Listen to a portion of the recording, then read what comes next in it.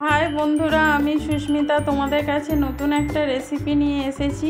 পটলের একঘেয়েমি খেতে খেতে যদি মুখে অরুচি লেগে যায়, তাহলে এই রেসিপিটা অবশ্যই একবার বানিয়ে দেখো, তোমাদের ভালো লাগবে।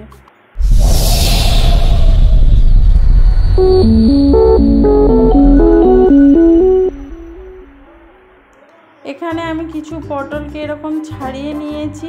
এবার একটি ছুরির সাহায্যে মাঝে মাঝে একটু আমি কেটে নেব, যাতে এর মধ্যে তেল মশলা নুন হলুদ সব ভালোভাবে ঢুকে যায়। এরকমভাবে দিয়ে কেটে দিলে একটু মশলাগুলোও ভালোভাবে ঢুকে যাবে, আর ভাজাটাও খুব ভালো হবে, ভেতর পর্যন্ত পুরো একদম ভাজা হয়ে যাবে। এরকমভাবে আমি সবগুলো কেটে নেব। এখানে সবগুলো আমার কাটা হয়ে গেছে। এবার এর মধ্যে আমি নুন হলুদ মাখিয়ে দেবো পটলগুলোর মধ্যে ভালো করে নুন হলুদ মাখিয়ে আমি একটু ভেজে নেব। এরকম হাতের সাহায্যে একটা একটা করে পটল নিয়ে এরকমভাবে মাখাবে, তাহলে দেখবে নুন হলুদটা সমানভাবে সব পটলে লেগে গেছে। একসঙ্গে মাখিয়ে দিলে তাহলে নুন হলুদটা কিন্তু একটু কম বেশি হয়ে যেতে পারে।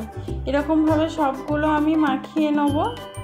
এখানে একটা মশলা আমি বানিয়ে রাখছি। এখানে কিছুটা আমি আদা নিয়েছি 2 চামচের মতন। এখানে আমি পরিমাণ মতো হলুদটা দিয়ে দিচ্ছি, তোমরা দেখে নেবে হলুদটা। এখানে আমি 1 চামচ জিরে গুঁড়ো, 1 চামচ ধনে গুঁড়ো আর 1 চামচ আমি লঙ্কার গুঁড়ো দিয়ে দেবো। স্বাদ মতো নুন দেব এর মধ্যে। ধনে গুঁড়ো 1 চামচ, সব কিছু আমি 1 চামচ করেই দিয়েছি। লঙ্কার গুঁড়োটা আমি 1 চামচ দিয়েছি, তোমরা ঝালটা কম বেশি করে নিতে পারো তোমাদের পছন্দ মতো। তবে খুব যদি এটা ঝাল হয় না 1 চামচে, খেতে খুব ভালোই লাগে। এটা নিরামিষ রেসিপি তো একটু ঝাল ঝাল হলে খেতে ভালো লাগে। আমি আদার রসের সাথে ভালো করে মিশিয়ে নিচ্ছি। এবার এর মধ্যে আমি স্বাদ মতো নুন দিয়ে দেবো। আমি একবারেই মশলাটায় পরিমাণে যা দরকার সব দিয়ে দিচ্ছি, দিয়ে ভালো করে মিশিয়ে নেব। এর মধ্যে এবার আমি একটু সামান্য চিনি দিয়ে দিলাম। নিরামিষ তরকারিতে একটু মিষ্টি দিলে ভালো লাগে খেতে। এবার জল দিয়ে গুলে নিচ্ছি এই মশলাটা। এর মধ্যে আমি 1 চামচ কাশ্মীরি লঙ্কার গুঁড়ো দিচ্ছি, এটা কালারের জন্য। এটা অপশনাল, তোমরা দিতে পারো নাও দিতে পারো, কোনো অসুবিধা নেই। এটা খালি কালারের জন্য আমি দিচ্ছি। এটা গুলিয়ে ভালো করে আমি রেখে দেবো এক সাইডে। এবার কড়াতে তেল দিয়েছি, তেলটা গরম হয়ে গেলে পটলগুলো আমি সব ভেজে নেব। এই পটলগুলো কিন্তু মিডিয়াম আঁচে ভাজতে হবে সময় ধরে। সব পটলগুলো আমি একবারে দিয়ে দেবো, দিয়ে মিডিয়াম আঁচে আমি পটলগুলো ভেজে নেব। উল্টে পাল্টে লাল লাল করে ভেজে নিতে হবে। দেখো এখানে পটলটা একটু ভাজা ভাজা হয়েছে, আমি আরও একটু ভেজে নেব। দেখতেই পাচ্ছ কালারটা কত সুন্দর এসেছে। এখানে আমার পটলটা পুরো ভাজা হয়ে গেছে। এবার আমি নামিয়ে নেব। এর থেকে বেশি আর ভাজবো না, তাহলে একদম নরম হয়ে যাবে আর রান্নার সময় অসুবিধে হবে। এবার ওই তেলের মধ্যেই আমি গোটা গরম মশলা দিয়ে দেবো। গোটা গরম মশলাটা ভাজা হতে দেব। ভাজা হয়ে যখন একটা সুন্দর গন্ধ আসবে, তখন আমি যে মশলাটা গুলিয়ে রেখেছিলাম সেই মশলাটা এখানে দিয়ে দেবো। তেলের মধ্যে দিয়ে আমি মশলাটা ভালো করে কষিয়ে নেব। মশলাটা যত সুন্দর কষানো হবে তরকারি কিন্তু খেতে ততই ভালো হবে।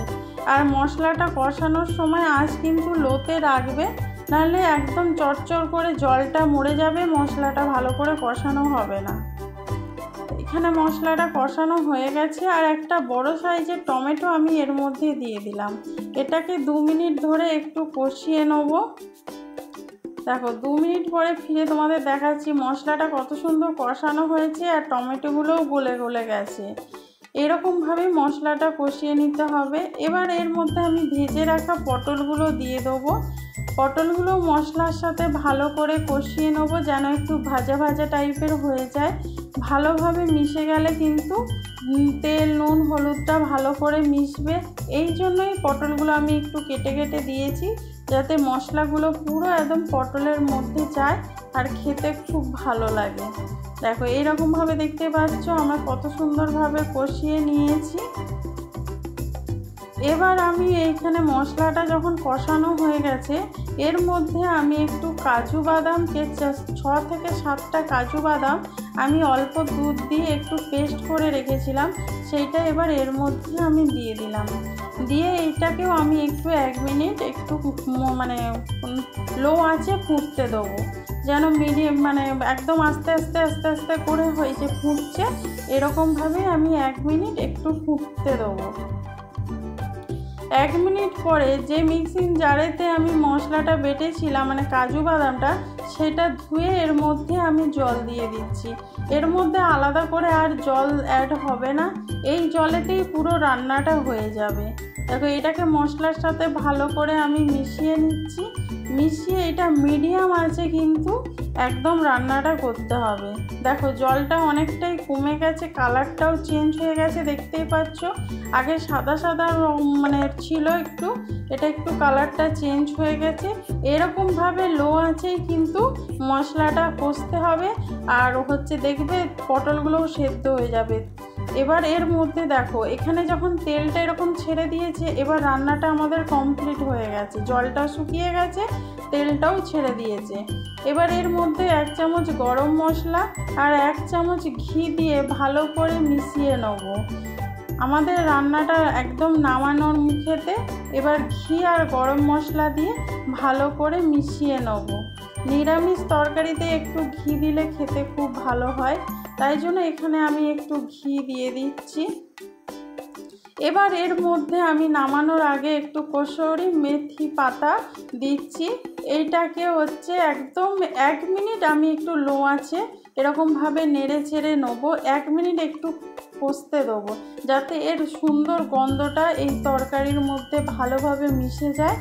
1 মিনিট, বেশিক্ষণ নয়, একদম পুরো ঘড়ি দেখে 1 মিনিট ফুটতে আমি এটা নামিয়ে নেব। দেখতেই পাচ্ছ কত সুন্দর লাগছে তরকারিটা, পুরো তেলটা একদম ছেড়ে দিয়েছে, কষা কষা হয়েছে। তোমরা এই রেসিপিটা যদি ভালো লেগে থাকে প্লিজ তোমরা লাইক করে দিও। লাইক করলে নতুন নতুন রান্না করার ইচ্ছেটা খুব বেড়ে যায়। আর কমেন্ট করে অবশ্যই জানিও তোমাদের কেমন লাগছে, তোমরা কিন্তু কেউ কমেন্ট করছো না। এই রেসিপিটা তোমরা রুটি, পরোটা, ভাত, ফ্রায়েড রাইস সব কিছুর সাথেই খেতে পারো। আমরা তো সবসময় পটলের ঝাল, দই পটল, দুধ পটল এইসব খেয়ে থাকি, একবার এরকম করে বানিয়ে দেখো কেমন লাগে। এই রেসিপিটা যদি ভালো লেগে থাকে তোমাদের লাইক, কমেন্ট, শেয়ার করো। নতুন বন্ধু যারা দেখছো তারা আমার চ্যানেলটা সাবস্ক্রাইব করে বেল আইকনটা ক্লিক করে দিও। ফেসবুক থেকে দেখলে আমার পেজটা ফলো করে দিও। Thank you.